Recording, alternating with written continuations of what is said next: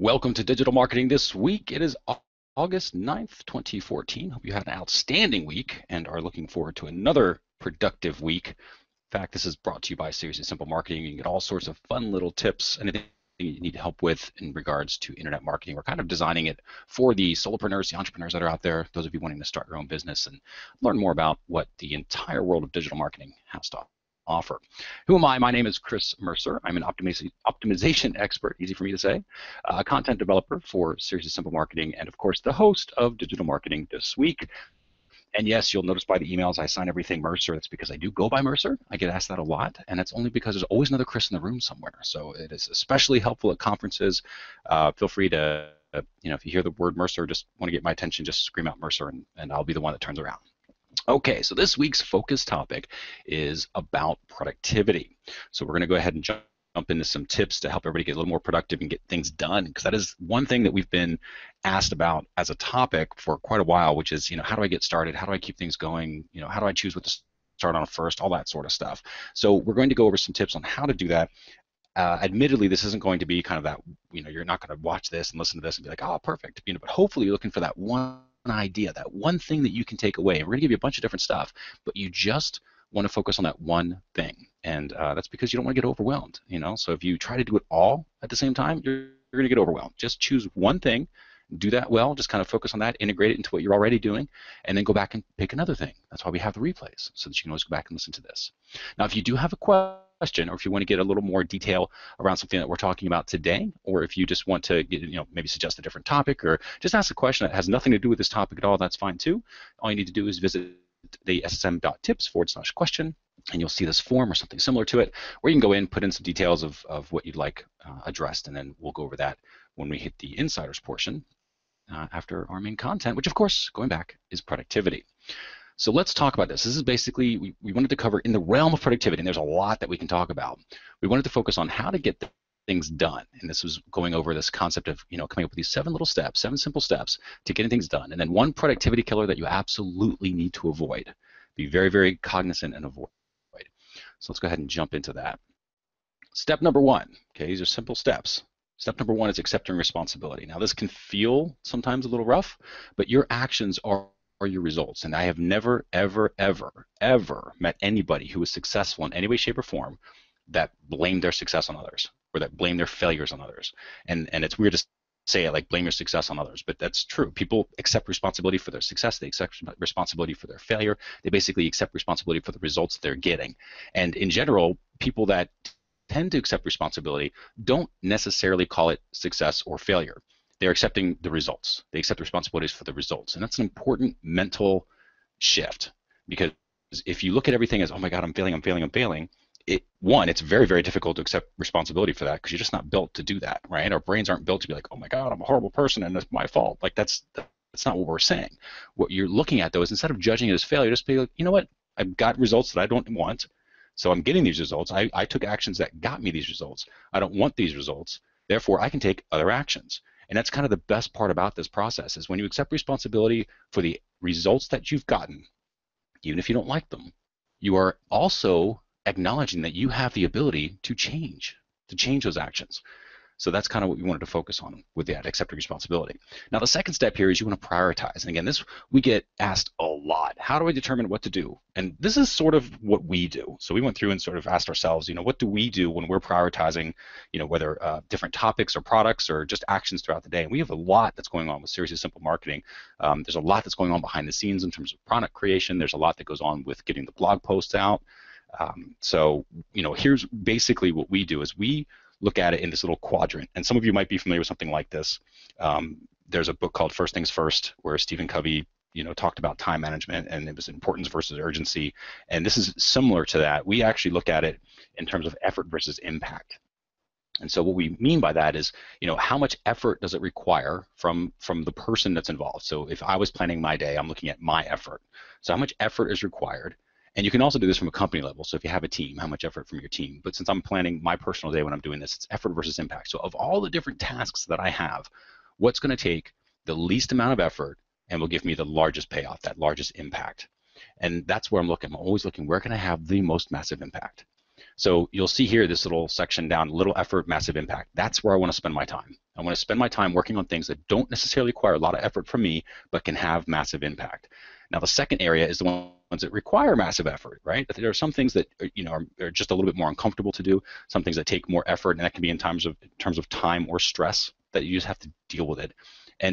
But they still massive impact. So you want to constantly move the business forward. So we're trying to spend all of our time on that side. Then, of course, you've got little effort, little impact, and where you really want to try to stay away from, which is things that require massive effort, but they just don't have much impact running forward on your business. And occasionally those things pop up. But what's interesting about this whole step is, and put some examples in here, it's different for everybody. So because we're defining effort as what your involvement is. Now that requires, again, it's not just time, right? It's the stress. And you know what I'm talking about, because if you look through this and you kind of go, some people have no problem with email. And so for them, email is in this, little lower left section where it's kind of like, okay, it doesn't really require a whole lot of effort, but at the end of the day, it doesn't really move my business forward that much either, because they're just checking email, maybe checking subscriptions that they've got, the next new latest and greatest thing that they need to get. That sort of stuff doesn't require a lot of effort for them. For others, email might be a massive amount of effort for them to get in there and just deal with the overwhelm. I myself have that issue sometimes, because I personally get somewhere around 300 emails a day now. Just been working with various clients, and they all have their project managers, and they're all their project management software like Basecamp and Asana and Teamwork, and all these different systems are always emailing us with what's going on in their team. Most of which doesn't necessarily directly impact me, but it still fills up the email box and buries everything. So I'm in this battle of going through, going, okay, what's the real email I need to take action on, and what's just the good to know stuff that I can sort of just skip through. And so for me, it's a little bit more in terms of the stress that is required for me to go through and do that. Facebook ads, for somebody that might require massive effort. For me, I kind of like learning that stuff, and it's something that it comes naturally. I enjoy it. I like practicing it. I like learning new things. And so that's something that was little effort. So it depends upon the task and your personality. So, and there isn't a right answer. It doesn't mean that copywriting, just because we use that as an example, copywriting requires massive effort. In this case, we're putting the massive effort, massive payoff, because obviously copywriting is great. It's one of the primary skills a marketer needs. But if that's not you, if that's just, hey, that requires little effort, like some people it does, right? Professional copywriters, it just requires little, they're used to it, they've got a habit, they've got a structure, and so for them it'd be in a different quadrant. So again, the whole point of this is customizing it for you, putting out your tasks, thinking about it in terms of, okay, what am I working on today? I'm working on the most important thing, which is going to be the thing that requires the least amount of effort and offers me the highest payoff. Okay. And of course, when we're talking about that payoff, it's impact. So business results, that's what we're talking about, moving the business forward. And we obviously already mentioned each is unique to you. So we've got the different quadrants. Just think about when you're planning out your tasks, which quadrant they go in, and then start working on things that are in that lower right-hand quadrant first. Step number 3 is to start in small. Okay, so we're talking about starting small, tiny actions. So when you have that item, let's say it's product creation, okay, something that requires a little bit of effort, but then it gives you massive payoff because you're actually creating content or a product that you're going to sell. Tiny actions are the most important thing to grab a foothold on. So you break that task down. Okay, what's the first thing I need to do? Maybe it's design the course with a mind map of some sort. If that's something that's easy for you, and it's easier to do a mind map than it is to type everything out in Word, then do the mind map. Do something that's super easy, something that's almost ridiculously simple, something where you're kind of like in your brain, you're like, well, yeah, I shouldn't even set that as a task because it's so easy to do. That's kind of where you want to be. And the reason that you want to do that is because it gives you this foothold into the task where you start small, and what happens is because you're starting small and something that's easy, you start building momentum. And that's where it brings us to step 4, which is start, okay? And I know it sounds kind of weird. There's 2 steps that are start, but there's a purpose. There's actually 2 sections to this. So start small, then you start and you go large. And this is where you just keep taking those little, one of my favorite phrases is little and often makes much. True story, that was from a fortune cookie that I was having at a Chinese restaurant years and years ago, but it always stuck with me. It was little and often makes much, and it's so incredibly true. When you constantly take action, that's why 2 of these steps are taking action. So one is you've got to break it out in something small, because if you don't do that, you're not going to take action. It'll be so overwhelming, and you'll be like, oh, I got to create this product. And I've done that. This is me sort of, preaching to myself here too. I've done that where I go, okay, I got to create this product, and that's kind of where I leave the task. And that's starting large, right? That's step 4. I skipped step 3 I hit step 4 and I'm kind of like, okay, well, I've got to create this product. I got to create the product. I got to create the product. And I'll do that for months sometimes because it just never really, I don't start small because there's nothing for me to grab a foothold on. But when I said, okay, you know what, I'm going to start small with this. And in our case, we went out, we emailed the list and we said, hey, we're going to be creating this new product. I'm looking for volunteers that we can record. I'm going to show you how to do it. And then, in terms of, you getting the free coaching, in this case for analytics course that we're coming out with, you get the free coaching, we get product that we, basically recordings that we can take and turn into a product. It's a win-win. And that email was me starting small. When we started small, the email went out, momentum started being built because I was answering back emails, having conversations with individuals, and now we're in the process of recording all of those that we'll finish out in the next few weeks. So that's something where if I hadn't have started small, that step, that task, which was incredibly important, right? And technically doesn't require a lot of effort. I like doing product creation. I like doing stuff like this. I like with DMTW. So I like that. I enjoy that. But it was not getting started because I missed that step 3, and go back, of starting small. So then we go into large. Large is just a continuation, just kind of taking that consistent action, and it's building momentum, and it will carry you through the project. And that's where we are now with SSA, with doing this series of simple analytics course that we're working on. Now that project is sort of building on its own. It's not taking a lot of effort for me because there's momentum there, but it's because, again, I started small and then I kept going with follow through, and that's the starting large part. Now, the step 5 is review. And this is something where you can do this kind of at the end of the day. And this is something, again, I try to do my best of staying with this, but this is where you're asking yourself 3 simple questions. It's what worked, what didn't, and what's next. The reason that you do this is because you have to evolve your system. Okay, and we're going to talk about systems in a second, but everybody has a system. Everybody has a system. And if you're thinking to yourself, well, I just kind of want to walk in my day and I sort of just randomly get stuff done, that's still a system. It's a system. Okay, what should I do now? But and it's not complicated. It's very simple. But that's what happens. Your brain asks, what should I do now? And it takes a good guess, and then it starts to do something. It may or may not be the right answer or the most impactful thing that you can do, but it'll at least spit out an answer and you can start working on something. But sometimes that can lead to being productive, or I'm sorry, that could lead to being busy, but not necessarily productive. Sometimes it's the opposite. Sometimes you pick the right thing and you can be productive. But if you put this process at the end of your day, you're kind of like, okay, here's what my day looked like, and you're not judging it good, bad, or whatever. Just kind of like, hey, here's what worked, here's what didn't, and then here's what I'm going to do differently, right? Here's what's next. And then right on the tail end of that is when you're going to plan. So this is where we have what we call the top 5-1, which is, what are the top 5 things that can move the business forward? And this is for the next day. So you're planning your day ahead. And the whole point of this is momentum, momentum, momentum. Because if you can build your system, if you build your productivity system so that you can sort of just rely on that structure to carry you through, it's less decisions that you have to make. It's less things that you have to create each and every day because you're just sort of following along with what's been already in place. And it gets easier and easier and easier. And that it's almost like a wave that oscillates and gets bigger and bigger and bigger, and you start having more and more impact. And it's all because it builds up. That action, those little tiny steps. Remember that little and often makes much. That's what sort of impacts here. So for us, it's top 5-1. What are the 5 things that I can do tomorrow that I really want to get done tomorrow to move the business? And of those, what is the one most important thing? And that's what the 1 is there for. What's the one task that I absolutely will get done? So where I can call tomorrow a success. And this is helping us to set up our day so that we know how to define success. So if we go in there for that, because sometimes that's the other problem is we don't define success. We go in there and we jump around and we're kind of like, okay, here's, I got a bunch of stuff done, but we don't feel successful. Part of the reason we don't feel successful is because we didn't define what the rules of success were in the beginning. And again, I'm preaching from experience here. I'm preaching because sometimes I still do this. I mean, this is nothing where it's like, oh, here's a perfect system and you've got to use it. I'm constantly evolving my system as I go along. I do the end of day reviews and I figure out what didn't, what worked, what didn't, what's next, and evolve. But it's because of the ability to plan ahead and to say to myself, I'm sort of making a deal with myself for the next day to say, okay, here's what success will look like. And I can feel good, which I know feels kind of unusual as an entrepreneur, but a lot of us have this issue where it's tough to turn off. Right? Where it's tough to kind of forgive yourself for not being absolutely stellar and not making $10 billion that day, and just giving yourself that ability to turn off. But when you sort of make rules with yourself and say, okay, here's what tomorrow is going to look like. If tomorrow I would love to hit these 5 things, and of those 5 things, I will definitely hit this one thing because things happen, right? You walk into the day and somebody needs to go to the doctor, or somebody didn't show up for work that day, or your internet connection was down, or whatever. But what's that one thing of those 5? If the day kind of goes to hell, what's that one day with that one thing you're going to do that day? And if you get that done, it moves the business forward. And when you commit to that and you get it done, even if that's like at 10 o'clock in the morning, you're like, whew, okay, I am in the middle of a successful day. That's an awesome feeling. And again, it's weird because you're negotiating with yourself, but it's impactful. It makes a lot of difference.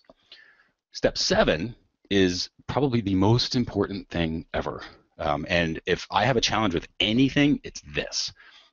And it's this unplugging thing. It's where you can stop, right? Where you jump off the treadmill, because being an entrepreneur is a treadmill job. It doesn't have hours. You don't get permission to just sort of stop.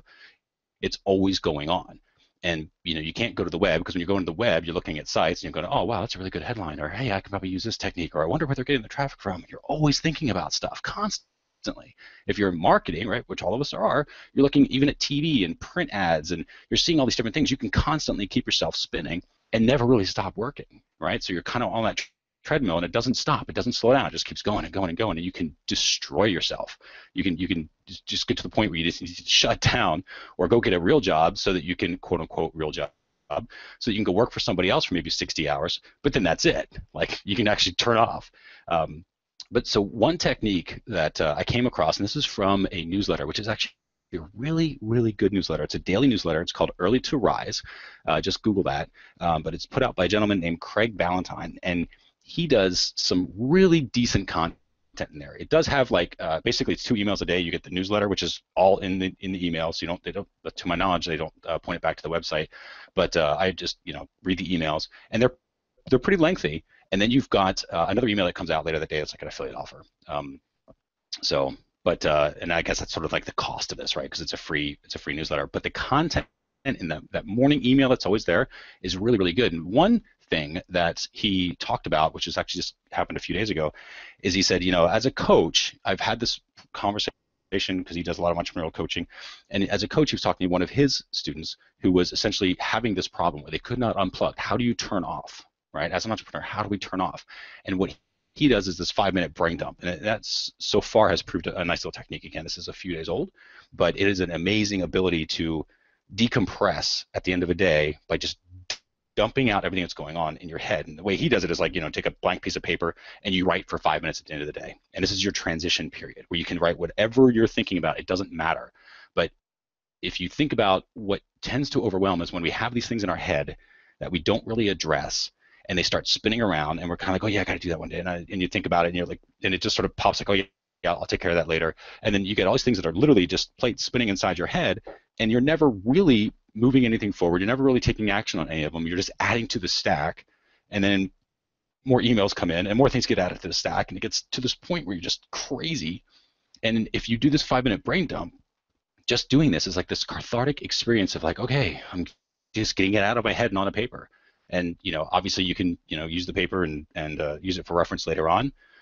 For me, I've got a whiteboard behind me here at in my office, and so I just have this whiteboard. I've erased the whiteboard, and I'll just brain dump on the whiteboard all the different stuff that's going on that I'm thinking about. I take a picture of it. This is a little productivity hack. I take a picture of it with my phone, and that automatically uploads to Google Plus, because I've got an Android and I've got Google Plus Auto Backup. So then the photo's automatically on Google Plus, which is pretty cool, because then I can basically go online and print that out, or just take a look at it and be like, okay, what was my brain dump from 4 days ago? It's automatically in there. It's all backed up. But those brain dumps are highly recommended. Just try it for a few days, and you'll find you've done something with this information. You've taken some sort of action. There is magic. There is power in taking it out of your head and putting it outside of that. So instead of just thinking about it, you're actually writing it down somewhere. Again, recharging is the whole point of this. And then this final point, which I brought up a little bit earlier too, is this ability to forgive yourself for not being perfect. And this is, with productivity, it's almost impossible. It is impossible, I think, to not focus on some sort of personal development, because that's what it's all about. But as entrepreneurs, sometimes we can get to the point where we're like, oh my God, I'm working on this thing, and here's what I've got going on, and I managed to get my website up, right? I managed to install WordPress today, which was great because you didn't know how to do that maybe the day before, but you got WordPress installed. And then you go to somebody else's site and you go like, oh my God, they got all these cool plugins, they got this, and this, I'm so far behind, I can't believe it.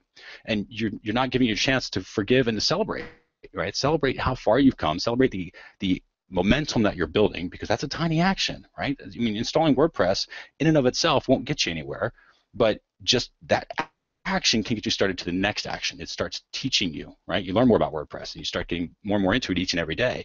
And you start building out your sales funnel, and maybe it just starts with an opt-in form, and then you do a squeeze page, and then maybe do a sales page, and then you maybe work about upsells later, but don't try to do them all that day. Don't be all upset because you just got the sales page and you didn't build out the entire funnel and it's not the perfect autoresponder series and everything else that goes with it. You've got to forgive yourself for being where you are, appreciate how far you've come, and then just realize that momentum will continue to carry you through as you go through this. Now, this productivity killer, so we talked about the 7 steps. That productivity killer is stress. And for the most part, entrepreneurs, I think, are probably, as a species, we're really bad at dealing with this. What happens is stress is for the most part mental. Obviously there's physical stress, right? But for the most part, I'm talking about the mental stress, where you sort of walk into your day and you're like, oh my God, I have either a million things and I don't know what to do first, or I've just got, worse yet, I don't know what to do at all. I've got nothing on my list and I have no idea how to start, something like that. But you have all these different mental forms of stress. So one thing is, obviously stress is mental. That puts you into a different state, and this is kind of where it gets back into the physical. So when you're mentally stressed out, you've got all these completely different chemicals that are flying around your brain, and these chemicals literally lock you out of being resourceful.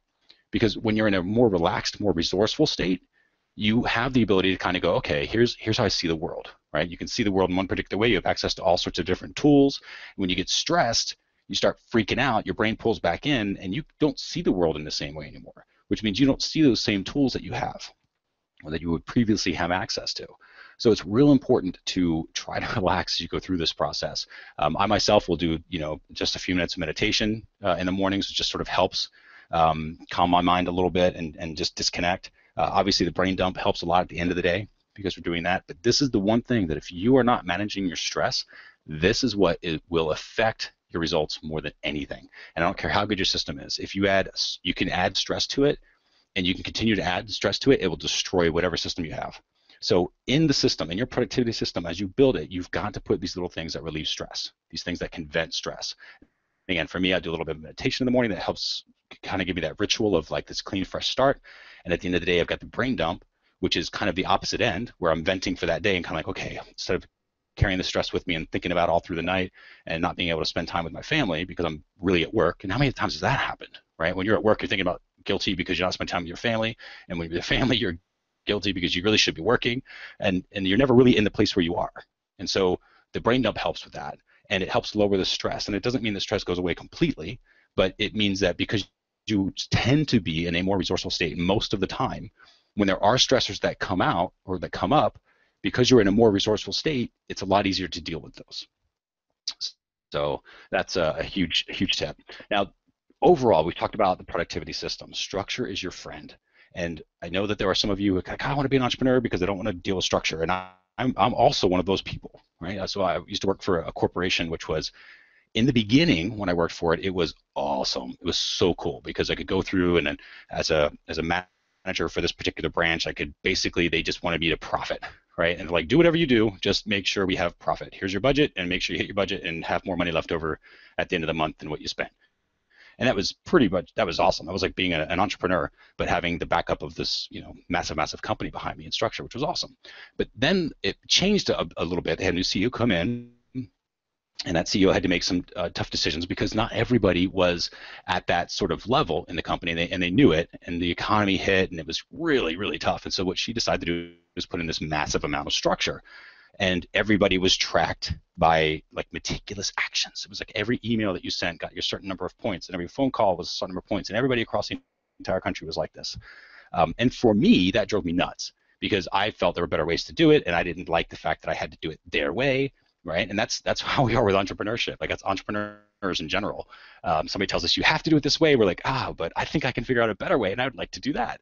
And nothing against this company because that's exactly the stages that they needed. It worked really well, and they did have to do that. And it's different working with a Fortune 500 company. They need that sort of intense structure. But for me, it drove me nuts. So I leave, right, because I wanted to start my own business at this point. So leave the company and come into entrepreneurship, where it's kind of like, I can be free.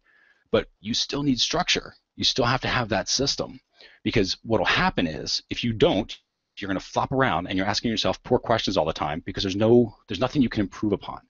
And so when I go through my structure, I start small, right? So this is like if I mentioned this at the very, very beginning of this, don't sit here, copy down this entire system and be like, this is my new system. You need to start with something that's incredibly easy. So for you, if that's the brain dump, where you're like, okay, the one thing I think I can do each day that I think is ridiculously easy, that I shouldn't even write it down because it's so easy, is the brain dump, then do the brain dump and celebrate that and just get used to doing that for a week. And then you start small, right? I'll give you this as another example. Exercising. Okay, so one thing that I did to help with my exercise, because as an entrepreneur, again, we're just sitting down a lot. You've kind of, I'm either at the office sitting down, or I'm at a coffee shop working sitting down, or either way, I'm sitting down somewhere. Maybe not eating the healthiest. And so I wanted to have some more physical exercise, and I wasn't getting out as much as I wanted to because I was in front of a computer. And so what I started doing is I bought a standing desk. Because I'm thinking, okay, standing, I can just stand. That's easy, right? And so I could do that. Well, I've got the standing desk, and I want to get a little more active. And so, okay, you know what? I'm going to do 5 push-ups a day. 5 push-ups a day is not hard. That's something that's incredibly easy. And so what I wanted to do is for the last, month or two, I want to just do 5 a day and just, hey, 5 a day, not a big deal. It never gets to this point where it's a stressor.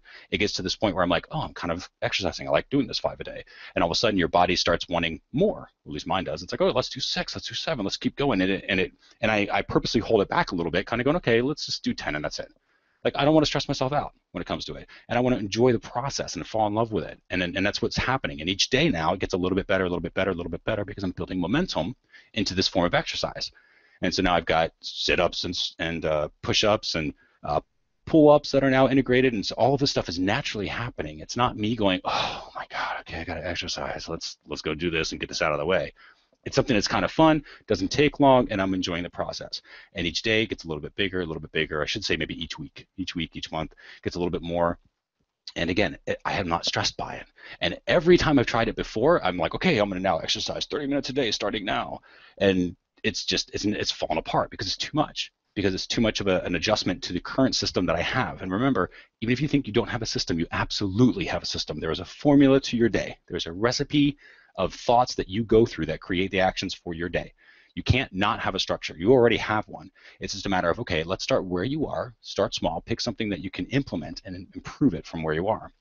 Now, the other thing with this is expecting imperfection. You're not going to be perfect out of the gate. One thing when I used to teach sales training for our sales teams, and I would say, okay, well, here's the script, we're going to set appointments today. So here's your script, and what I want you to do is you're going to get on the phone, you're going to go through the script 100 times. If you accidentally sell something, that's awesome, but that's not the thing, right? If you accidentally set an appointment, that's fine, but that's not what we're trying for. What we're trying for is you going through, the whole goal of this is you going through the script 100 times. And what happens is, because their mindset wasn't toward getting an appointment, their mindset was toward, okay, follow the script, follow the script. They were a little more relaxed. They expected that imperfection. They knew it was going to happen for 100 times, and they weren't going to get any results, and that was okay. And all of a sudden, 10 or 15 calls in, people are setting appointments. And it's because they expected the imperfection. They kept going. They naturally evolved their script. It became a little bit, more, maybe they were just having a problem reading it like a robot, and they became a little more natural as they went through, because they constantly evolved their system, and they got used to it, and they started setting appointments, and they started enjoying the process, and they get early results, and everybody's happy. And it's the exact same thing when it comes to things like this. So if you go through there and you start small and you expect that you're not going to be perfect, expect imperfection. When it doesn't work, it should be like a welcome friend, and you kind of like, awesome, this is what I knew would happen. This is fine. I'm going to do this thing 100 times. It goes back to my little push-up example. I'm going to do 5 push-ups a day 100 times. If I want to do more one day, that's awesome, but that's not the goal. The goal is doing 5. Really simple, easy task of doing 5 a day for 100 days. If I want to do more, awesome, I'll let myself do more, but that's not the point. The point is getting to 100 days, and lo and behold, I've never made it to 100 days doing only 5. It always gets better because you naturally go, because that momentum carries you with it. Relying on the system. When you build your system, okay, and again, that you have a system already, so I shouldn't say that. You already have a system, so don't think about it like you're building. You have a system. Your goal is to take what you have, sort of sketch out, okay, here's what I'm doing in my day. Here's the one thing that, these are the things I like, and I'm going to keep them. This is, maybe you pull one idea from this whole speech here, and you've got something where you go, okay, I'm going to integrate, again, maybe it's the brain dump. That was one of the more useful things for me, is the brain dump. That's why I keep mentioning it. But I'm going to do the brain dump so I can teach myself to unplug, right? And it's 5 minutes, and it's stupidly simple. And you literally set a timer, and you go 5 minutes and you just write down whatever you're going to write down, whatever's on your mind. It doesn't matter. It's not like you're planning ahead for the day or anything like that. It's just like whatever's on your mind at that moment, you just dump it out. And you just do this, right? And if you don't necessarily feel perfect that first day, that's okay, because you expect it. But you keep doing it and you're relying on the system of, okay, so this is just what I do. This is the structure. I'm going to rely on the system. And then if it's something that for whatever reason doesn't work for you, then try something else. But then it's the system that manages you. And when you do that, that's a lot less stress because you don't have to decide, okay, what's my next step? What do I need to do? You go to the system says, this is what you should be doing. Which I know it's a slight, subtle change, but it makes all the difference in the world because it takes away the stress of you having to decide, having to make a decision, because you're just sort of following orders of something that you've already built, right? And it's you managing yourself is essentially what's happening because you're the one that's building the system, but it's incredibly important. Do what the system tells you to do, okay? Remember, your system, you can change it at any point that you want, but at least follow through that system a few times and then evolve the system as you go. And then as long as you're doing that, you stay and you can feel successful because you're following the system, even if it gives you bad results, even if it gives you results you don't intend, right? Even though technically you might be failing, that's fine.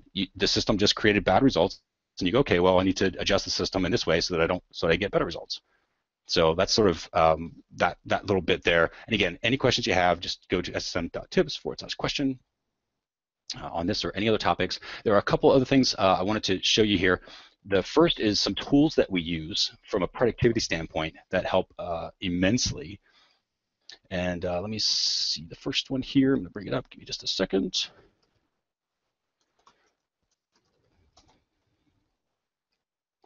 This first one is called Boomerang. I'll bring this up here so you can see it. So what Boomerang does is it basically lets you go through your email, right? This is for those of you who have problems with email and just that. And again, I'm like this too, where I have so many emails coming in, it's very, very easy to get overwhelmed.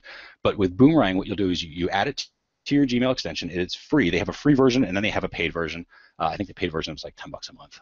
And that I do use the paid version. Let me just see how much it is real quick. So there's the free. So you got free version. Okay, there you go, $5 a month. We use the pro since we have Google Apps. But so $5 a month for personal if you wanted it. But basically what it does is you can go through and it pulls up your messages and you can say, you know what, I see this email, Boomerang it, send this email back to me in 4 days because I don't need to take action on it now. So send it to me in 4 days. Maybe it's a reminder to update your credit card for something or whatever. And you go, great, I'll send that for 2 weeks out. Maybe it's a reminder for domain registration. That's something we all deal with. It says, oh, your domain's expiring. And if you don't have that time to do it that moment, say, great, Boomerang this in 2 weeks. And then it'll naturally come back into your email as a brand new email in 2 weeks, and you have to do nothing. So it's kind of cool because instead of otherwise, what I used to do is I would just kind of try to keep it unread so that I could use it as my email as a mental checklist, and that is like the worst thing. That's like talk about a structure for failure. That's like the worst thing you can do because they just pile up, right? And then all of a sudden you got all these things you have to do, and you're mentally so stressed about your email because all it is stuff that you have to do now, and you're not even sure which ones were the ones that you're supposed to do 3 days ago or which ones were new that came in just now because everything shows unread. But with Boomerang, again, use Boomerang and say, great, I'll do this 2 weeks, do this, you can even do it in hours. You can say, you know what, put this back bring it back to me in 4 hours. The other cool thing about Boomerang, and I use this feature a lot, is because I don't check my email all the time, right? I mean, and to say that it's not like an instant messenger for me, right? So if somebody needs to have a quick conversation or something like that, they're doing it on Skype or HipChat or one of those tools. For email, I don't have real-time conversations. I'm not sitting on my email constantly. I check my email every 6 to 8 hours purposefully so that I don't have to worry about getting overwhelmed, right? And just constantly being interrupted by email. So what I'll do is in Boomerang, there's a tool where you can say, okay, I'm going to send this message and then send it in 2 hours, 4 hours, 6 hours, 4 months, whatever it is. So I use this feature, and what I'll do is if by some chance I'm in email, somebody just sends me an email that I can take action on, I will actually respond to the email, and using Boomerang, I'll tell it, send this email in 4 hours. So that even though I responded pretty much right away, I don't want to train the other person that that's how I operate. Because otherwise people have conversations, they try to have it real time, then they get upset, they're like, oh, I sent you an email, why didn't you get back to me so fast? So I like training people that email is going to be a slower process so that they're not using it for instant message. If instant message, they should be getting with me on Skype or HipChat.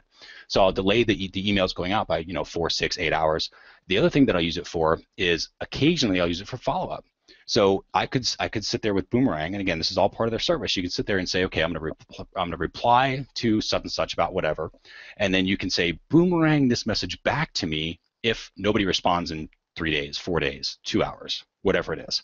And so then it becomes a mental reminder. So I can follow up with a client, like, oh, I just want to see how the document signing was going. Boomerang this back to me in 2 days if the client doesn't respond. And then it comes back to me, and then it's an instant reminder I got to follow up with the client, which is a pretty cool use of it too. So it's a huge productivity tool. For $5 a month, you basically can do that as many times as you want. Otherwise, the free version is 10 times a month. So if you don't have a lot of email, start out for free. I did, and it was like I did it for like a year on the free plan, and then it just got so much email that we expanded it out. But it's a really, really, really cool tool. Let's go back here and take a look. We'll do this in order. The next one is Asana. So Asana is a project manager. I know I've talked about that before.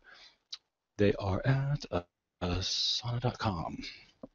And what this is if you have teams, let's just see here. Give you some decent view. Let's see if this will even work for us. Essentially, what Asana does, let's see, this will even. And tasks are in one place. Okay. Asana. So I'm going through here, trying to get a decent screenshot. So what this will show you, and again, you can watch this video, but Asana is a free project manager. There is a paid version. We still don't use the paid version because the free version is so robust. But basically, you can go through here and you put in what your projects are, and then as you go through, you can put in the tasks for those projects. And over here to the right-hand side would be details of one of these tasks if you clicked on them. So if you use this for yourself, awesome. If you have a small team, which we do, we use it for a team, and it works amazingly well. Some of the things that we really like about it are that you can hyperlink in between tasks. So for example, in this Q4 forecast, in the task details, I could say, if you have any questions about whatever, just check out the budget, and I could hyperlink budget to this task so that when they're in this task, they can just click on the word budget, it takes them to this task automatically, and that might have details. We do that a lot for reference stuff. So if we have like a bunch of different pictures that we use, or if there's a certain amount of brand standards that a client has to appeal to, then we keep the reference, we make a little thing that says reference and then brand standards for whoever, and then we'll say, things like, hey, can you create a new ad for this, and that? Here's the headline, here's the copy, here's a link to their brand standards, just click this reference link, and it takes them right back. And so everybody, it's nice and organized, and you can just sort of click back and forth, which is pretty cool. You can also hyperlink to names. So if somebody's part of your team, you can say, just do a little @ and like in my team, I'll go @Mercer, and then it highlights me, sends me an email personally to get my attention, and then also highlights itself blue, obviously, so that when I look in the task, I know this is something I need to take action on. So again, Asana, a pretty cool tool. If you're just sort of by yourself, you may not need it. Take a look at it if you want, but if you have a team, it works out pretty well. And then because we use Google Apps, we connect everything with Google, so all the signups are all integrated, and it integrates with Google Drive, and there's lots of different other integrations that it can do, which is also nice. The Chrome extension, Google Drive, Instagant, which is if you want Gantt charting. So again, a little more complicated, but if you require that because that's kind of where your team is, then you can do that too. This is also a neat little integration. FlowBS shows you all the different project components and what's on time, what's not, and of course WordPress. So lots of integrations. Again, really, really cool tool. Next up, this is Google Apps. So I have talked about this one before as well, but it is worth going through again. So I believe it's apps. Maybe not. Let's just type in Google Apps. When in doubt, Google. There we go. So Google Apps, right there. So tons of stuff. This is, again, if you have teams, this only works really well when you have teams, in my opinion. So otherwise you can just kind of, or if you want to have like your own company email that's branded and then just have it all go through Google, you can do that, because Google, you're basically using Gmail's system, and Gmail has a really, really, really great spam filter. So if you have a problem, maybe using Outlook right now or something like that, and you wanted to move into that, you could, but you get basically access to all these. So the calendar, the Hangouts, the Gmail, because it's your company, you can actually put your logos on there. So even though you're using Gmail's interface, it will actually have the logo of your company in there that you can put, which is nice if you have a team, because everyone's sort of got this corporate feel to it. You've got Drive, which is kind of like Evernote. And then obviously all the things that come into Drive, Docs, Sheets, Google Docs, all that sort of stuff. But what's nice about it from a team perspective is if somebody joins your team and then leaves your team for whatever reason, you just disconnect their account, they lose access to everything, which is cool. It's also nice that you can transfer things. So if somebody created a bunch of documents, and this happens a lot if you're doing like Google Docs. So if I created a document and I shared it with you, my email would always be the owner. And unless I make you the owner of it, you're never going to, you have to basically make a copy of that in order to become an owner, right? So with Google Apps here, you just can go in there as an admin and say, you know what, transfer everything from, you know, Vince at TommyTrader.com, which is kind of, Tommy Trader is our parent company name. So, you know, Vince at TommyTrader.com, move it all to Mercer at, and then it'll change it and move everything over to me so that I'm now the owner, and then I don't have to worry about, you know, if they disconnect or for whatever reason, losing those documents ever, because I'm the owner of it. So is also a coupon code that I have. Yes, it is an affiliate, but I have a coupon code for like that saves you $10 a month. So if anybody is interested in that, from terms of service, they really don't want us giving these out, or I'd publish them, to be honest. But they don't want us doing that. So, but if anybody's interested and wants a tour, just shoot me an email over at Mercer at SeriouslySimpleMarketing.com, and I can walk you through Google Apps or answer any questions you have about it, because it is totally cool, and we obviously recommend it. Next up, Jing. So now this one's kind of interesting. So you can go to, I believe this is Jing.com, and nope, it's not. Maybe it's under Screencast or TechSmith. That's it. Okay, so TechSmith. Right here, this is pretty cool. So this is a way to do video, and again, we're talking about productivity, right? So this has been working with a team, or if you're working with an outsourcer or somebody working on Odesk or Elance, and you try to explain things, and this happens a lot when you're working with developers. Sometimes whatever you type, the developer will do exactly that, but then it's not really what you wanted because you didn't type it out in the exact certain way they needed to see it. So what we do is we create videos. This is free. Jing is free, and you can create videos that are up to 5 minutes long, and then to send them the link, and it does all the hosting and everything for you. So you do a little video, you send them the link to it, and say, okay, here's what I want you to do. I want you to make this area here, this yellow part, just make it blue. Take the overload video and change it so that it says download video, and put the icon, you know, use this image that I've attached instead of the one that's here, put it here. And you explain this, and it's so much faster than having to type it all out. You can explain it. They kind of get an idea of how you're looking at the page, and it makes the results that much faster and that much better. So we use video quite a bit. I use it a lot for video feedback. So when somebody, when our video editor, who is Vince, by the way, and Vince, if you're listening, thank you for editing this. But his job is to go through and take these videos that we record and then edit them in so that we can put them and distribute them out. And so if there's, as I go through and we'll do feedback, and I'll say, okay, here, you know, right about this point here, Vince, is where I want you to do this, this, and this. And it's easier for me to do that while I'm watching the video and record it than it is for me to sit there and go, okay, typing it all out. At 37 seconds in, it was, please do this. And it's tougher to explain it when you're just writing it down. So much, much easier. And the other person, again, the feedback I've always gotten from the other person is that videos are awesome, because they love the videos because they don't have to guess. They know exactly what part I was talking about because I was able to point it out with the mouse, and it makes things easier for everybody, and it eliminates the back and forth. So huge productivity tip is Jing. And then the last one was Lucidchart. And Lucidchart, again, productivity tool. So awesome, awesome productivity tool. This is where you can do diagrams, flow charts. It's super cool, and this is a perfect example here. This little background, you kind of see this stuff. So this is when you're trying to do your funnels. Maybe you're doing like an autoresponder sequence and you're trying to plan it out. This is how we use it ourselves. So we also will occasionally do it like this, where you can build out. You can actually do this stuff and build out pages too. So if you were working with a developer and you wanted to what they call wireframe out something, or if you're building an app or something, you can wireframe out and give this to your developer. But again, this is what we mostly use it for, is this sort of stuff, where we're kind of like, okay, it'll be autoresponder 1, and here's what it's going to do is give the first message is the login information. The second message is the did you see this? And the third message, you know, says here's some testimonials of others, you know, what's your story? And we plan out the sequence as a mind map, essentially, so we can go through and make it a lot easier to actually build out our autoresponder sequence or our sales funnel or whatever it is that we're working on. So very, very useful tool.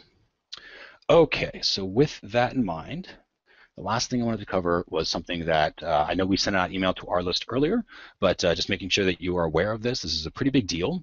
WordPress 3.9.2. So I have a little screenshot. This is actually on their blog. You can see that URL there. Just Google WordPress 3.9.2.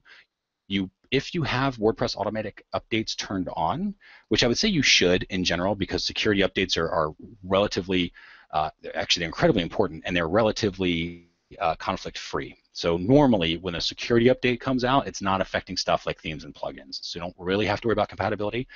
If you're paranoid about it, you can always turn that back off. But by default, it should be on for most of you, and we have it on for all of our sites. So this automatic security updates. So if a couple of days ago, all of a sudden WordPress sent out something that said, "Oh, hey, we just updated your site to 3.9.2," that's a good thing. And obviously, if the site still works, it's always a good thing. And that's why you have backups. So always make sure you have backups. But what happened here is that there was a big flaw that was discovered. In fact, it was so big it covered not just WordPress, but also something called Drupal, which was interesting because Drupal is kind of a competitor to WordPress. You can build, it's a CMS like WordPress is, and you can build sites out of it, and a bunch of people use it. Not as many as WordPress, but a lot of people do. In fact, the U.S. government sites are built with Drupal, and then WordPress, I think, has got like 60 million users right now. Otherwise, it's a massive amount of people. But anyway, the whole concept here was that somebody could set up what they call a denial of service attack, which is just a fancy way of saying they can send so much traffic to your site they can shut it down, and so your site goes down, it stops functioning. And it was evidently very easy to do. So there are two reasons you want to upgrade. One is to go through this update, make sure you get it. Obviously, you have backups ahead of time if you haven't done this, or if you're upgrading from a really old version of WordPress, because this flaw affects everything from 3.5 up to 3.9.2, or I guess technically 0.1. So make sure that you go through and do this update. Obviously, make sure you have backups just in case, but go through and do this update. And then the big reason you want to do this is because they've now publicized it. Everybody knows about this. This is a really big deal. So that means not only do all the good guys know about it, but all the bad guys know about it. So the people who weren't building little bots to take advantage of this are now doing that. And these bots are going to be out there, and you're going to hear stories. This happens every single time. You're going to hear stories in a couple of weeks about people's WordPress sites going down, and they can't figure out why, and it's because they never updated it. So make sure you update to 3.9.2. When WordPress 4.0 comes out, it'll automatically have this thing. And WordPress 4.0 is already in beta 3, which means it's not that far away, probably will be released this month. That's the one you want to wait on when you're doing an upgrade, because it is going to be a major update. And so you want to make sure that you wait a few weeks just to see if anybody else has problems with the themes or the plugins that you're using with WordPress 4.0. Let other people beta test it, or test it kind of live once it comes out, and then let them fix it, and then you can update to larger ones. But small ones like this, when it's 3.9.2 or 3.9.3, anything like that where that third digit's changing, I've never ever had a problem, and it always could happen. This is why we have backups, but I've never had a problem with a security update ever. So you're free to go ahead and install those, and definitely should for this one, because it is a big deal. And because it affected Drupal and WordPress, they both actually worked together, which was kind of funny because they were competitors. But they actually both worked together on this to make their respective platforms more secure. So it was kind of a cool thing. Okay, so if you're an insider, we're about to jump into the Q&A. If you are not yet an insider, maybe watching this later on a recording somewhere, you can join it over at seriouslysimplemarketing.com. All you need to do is just join the notification list, and that makes you an insider. So if you are finishing and not part of the Insiders Club, that's okay. We're going to go ahead and move on. Thank you again for watching the content portion. And as always, if you have updates or have any questions or topics that you want us to address, just let us know. You can visit us over at seriouslysimplemarketing.com. So thank you again for joining us for another hopefully exciting edition of Digital Marketing this week. And look forward to seeing you next week.